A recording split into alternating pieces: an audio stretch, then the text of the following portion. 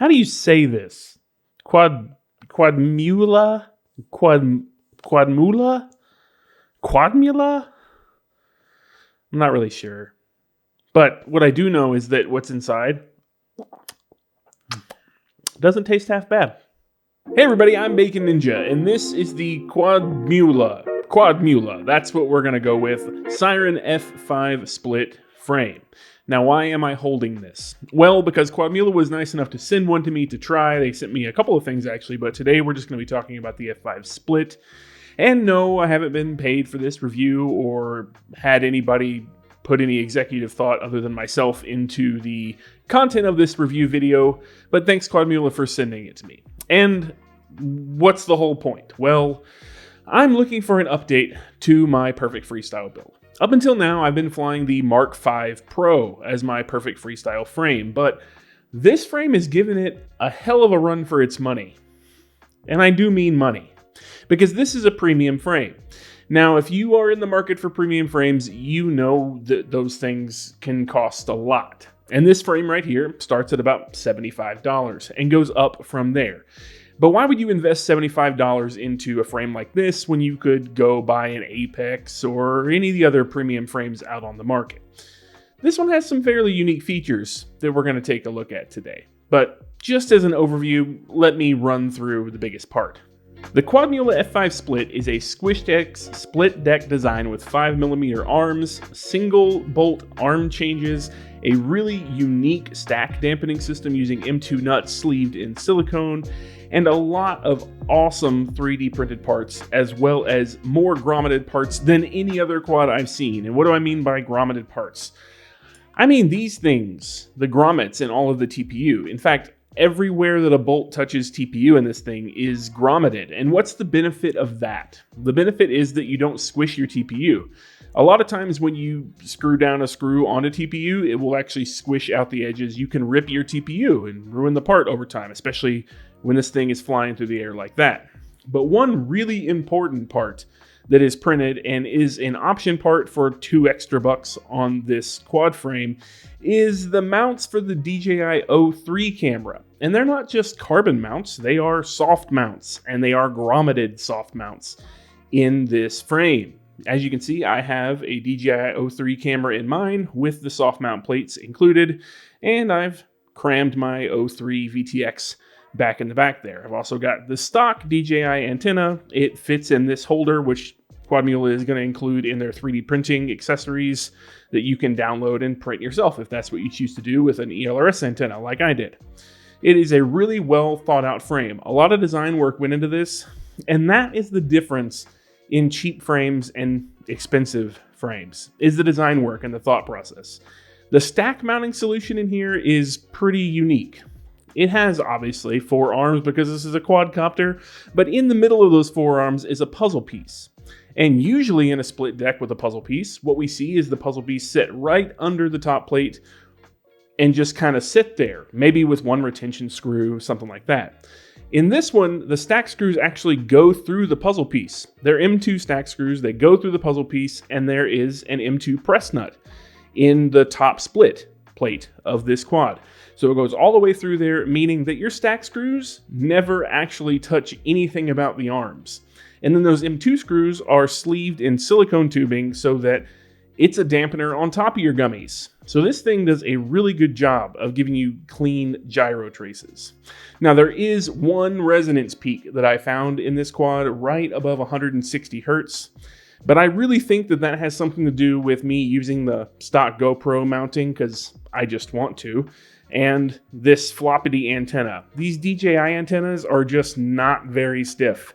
So I think that a lot of what I'm seeing in the resonance characteristic is the stuff that I've done to the quad and not the frame itself. But it has not affected my tuning at all. One single notch takes almost all of the noise out of this frame, and the thing flies like a dream. Which is why this is a big contender for my new perfect freestyle build for 2023. Along with all of the features that they've packed into this, they also include, which is something I've never seen a frame manufacturer do, a set of capacitors for this drone frame. Like, it literally has capacitors in the really awesome packaging it comes in that you use with the build, because they include a print to hold those capacitors. And I have two versions of this frame. One's a 3-inch and one's a 5-inch.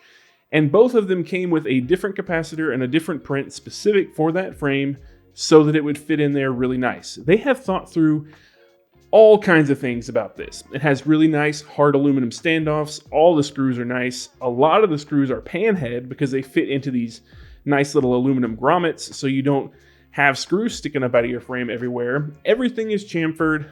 It all works really, really well. Now, like I said, you can spend $30 on a budget frame, and yes, you can rip the ever-living hell out of it. It will absolutely get you in the air and do it. Or you could spend $75 plus the printed accessories, so a maximum of about $93 with every printed possibility you can get with this thing. And you can have all that great design work. And then whenever you break an arm, instead of having to tear the whole thing apart and take your stack screws out and take your standoff screws out, all you do is you unlock the C-channel, because they use a C-channel lock that locks into the puzzle piece. You take one screw out, and this one just slides right off, and the whole thing comes out. And then when you put a new one in, it locks very, very securely. They've added really nice horns, and like I said, everything about this is nice and rounded and chamfered. Not overly so, but it's very soft touch. I mean, they've really taken their time with this. Everything is well cut, well designed, and had a lot of thought, obviously, put into it. But the real kicker about this entire frame is its compatibility for the O3 system. And by compatibility, I don't mean you can just put it in here. I mean you can put it in here, have it soft mounted, and have no standoffs in view at all in 16:9 footage. Now in 4:3 footage, I get just the very top where my screws are here, where the standoff screws are. I get that in the frame, but when I take it down to 16:9 for using, it's completely gone. So not a problem at all. And when I'm in 16:9 mode in my goggles with the O3 system, there are no standoffs in view at all. And the soft mounting does work. I'm able to stabilize my footage with just the built-in soft mounting. And it's a really secure mounting system too. So I'm not worried about the soft mounting, meaning my camera will fly out of the face of this quad at some point. This thing really does rip. And just to prove it, I went and flew it today, and I shot in 2.7K 4.3 on my V2 DJI goggles using this O3 system at 120 FPS. I brought it home, and then I ran it through GyroFlow just to crop it down to 16:9 with a dynamic stretch or a static stretch. I didn't do any zooming, didn't do any smoothing. I exported it, and I cooked you up a greasy edit so you can see how this thing flies. And here's what it looks like.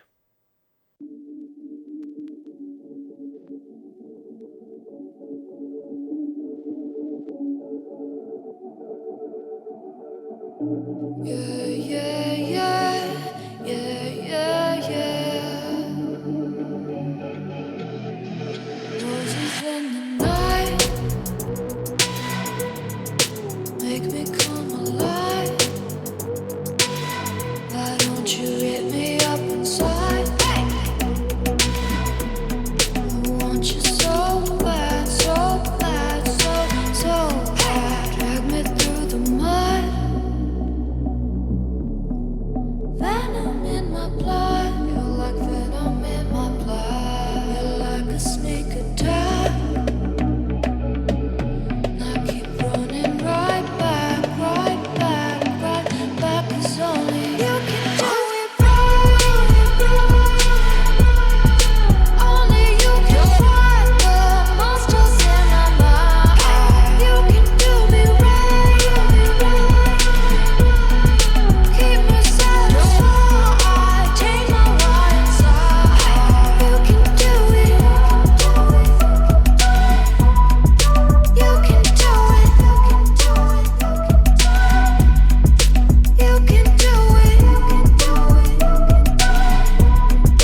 You can do it. Love it how you breathe.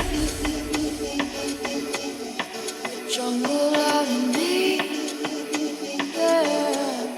Can't hide my hungry eyes. 'Cause now you're all I see, I see, I see. Hunting for your touch. Another sucker punch, yeah. Have my heart for lunch.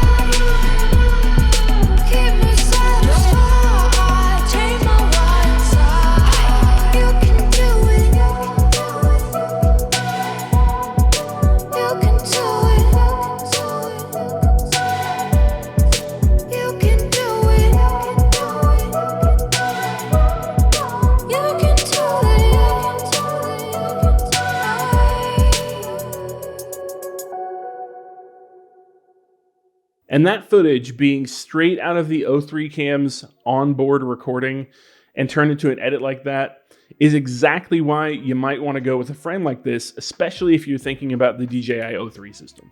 There are a bunch of frames out there that say they are compatible with DJI O3, and some of them very much are. A lot of them have had adjustments made so that you don't get standoffs in view, and a lot of them have options for soft mounting the cameras now.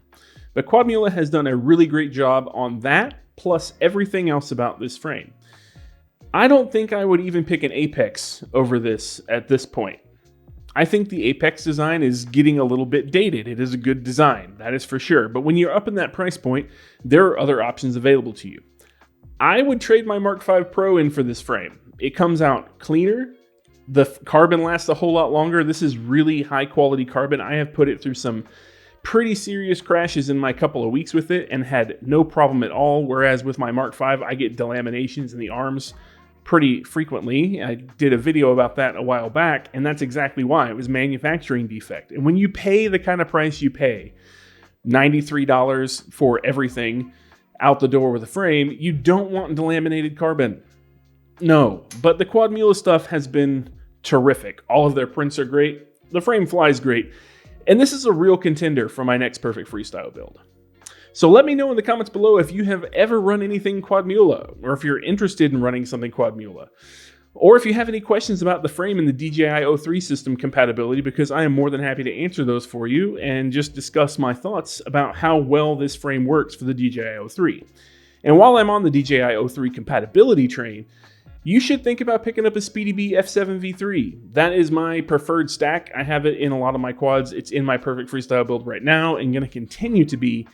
And the plug that you use to run your DJI O3 unit has one of the highest rated voltage and amp draw specs in the market right now, just right on the plug. You don't have to do anything special, and it fits inside of this Quadmula frame with just a little bit of gummy adjustment. It's really not too bad. Now, if you're not interested in a full-size split deck like this, Quadmula also has the light version, which is just a minimized version of this that shaves off quite a few grams if you're interested in weight savings. And then they also have a non-split split deck option with taller deck height if you're into running much larger things. But a split deck is always a good option when it comes to resonance characteristics, keeping the deck low, keeping the center of gravity low, and getting really good freestyle performance out of it. And I think that really shows in the footage I showed you. So yeah, let me know what you think. And let me know if I should ask Quadmula if they want to do a giveaway of one of these and maybe throw a frame out there to all y'all, because I might ask them to do that. I think it would be great to give away one of their frames. And then in the future, I'm going to show you some of their other stuff. I have a 3-inch version of this that I will be showing as well, and that is going to be a very special video. So keep your eyes out on the channel for that. Meaning if you haven't already subscribed, you might think about it so you don't miss that one. If this video was helpful, give it a thumbs up. If you enjoy Quadmula stuff, let me know in the comments below. Check out my Instagram for more pictures of what I've been building with their things. Check them out on the interwebs, and come ask me questions on my Discord if you want, because I'm more than happy to talk about it. I really do enjoy this frame. I didn't think I would, to be honest with you. I've always been a budget frame guy. I really only have the one expensive Mark V frame that I drive daily. The rest of my expensive frames wound up getting all their electronics yanked out and put into cheaper stuff because I don't know, I can sling a cheap quad around just as well as an expensive quad. But this frame has really won me over on what you get when you pay good money for a frame. They just really thought this thing out. Anyway, that's all I have for you today. Until next time, stay greasy. I'll catch you later. I wonder what the long-term effects of carbon ingestion is, and how toxic all the resin is in this thing. I'm gonna dip in a little monster here. That hits different.